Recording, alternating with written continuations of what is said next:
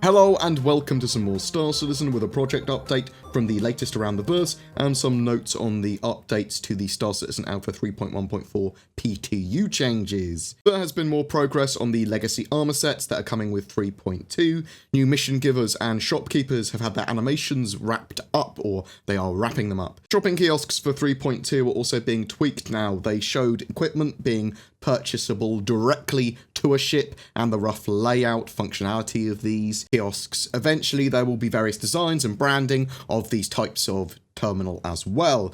Audio worked on mining. This will provide a soundscape to the mechanic as well as audio cues to give additional feedback of when you're doing good with the mining and when you're doing bad with the mining. VFX have also been working on some effects for mining in general, as well as the Xi'an ship explosions and quantum travel effects. They can use high particle counts now for better visual clarity. The ship teams have been working on the EMP of the Warlock, which is looking awesome. The Constellation Phoenix is in final art, with finishing touches being made to the fish tank and hot tub. The Starfarer's landing sequence has been improved as well. The props team continues to turn out various new hangar props, including repair drones, extractors, and a machine sled recently. Procedural interiors and station layouts continue to receive more work and improvements. They are experimenting with what looks good and adjusting set dressing and lighting at the moment. There's also going to be a lot of variation with the shops, signage, material swaps, decals, and branding around those interiors and all of the stations, both interior and exterior.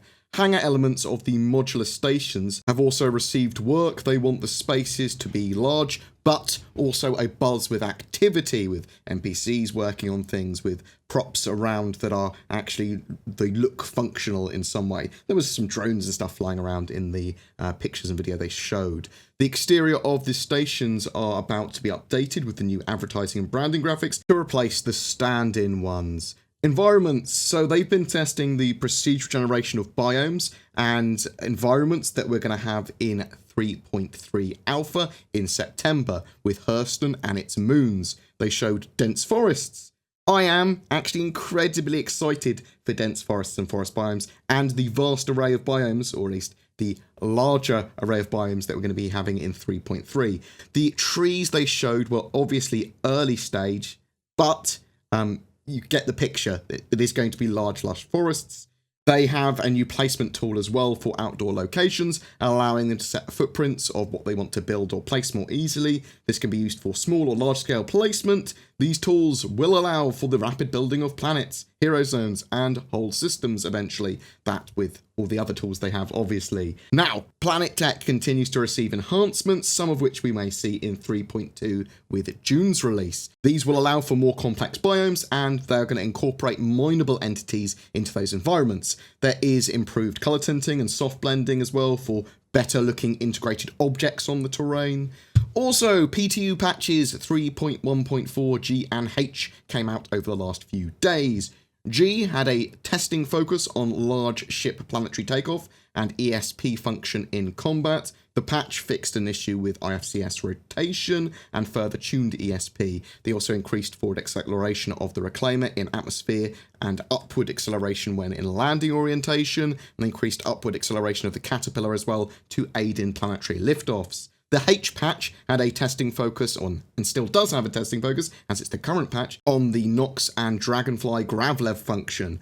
There has been adjustments to the Nox's handling using Gravlev and some minor adjustments to the Dragonfly. The Dragonfly is currently consuming fuel in excess while traversing in Gravlev. This is not intended.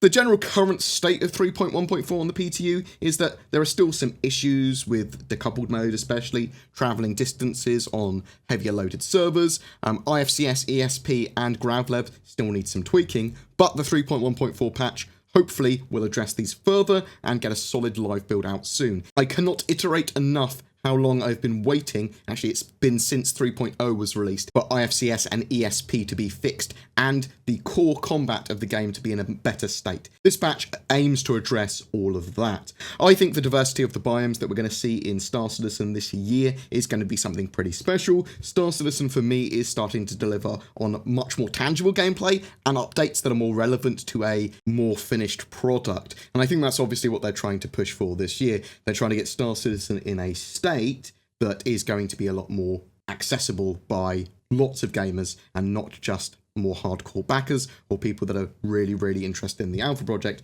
It's going to be hopefully more mainstream by 3.4 in December, or at least a bit.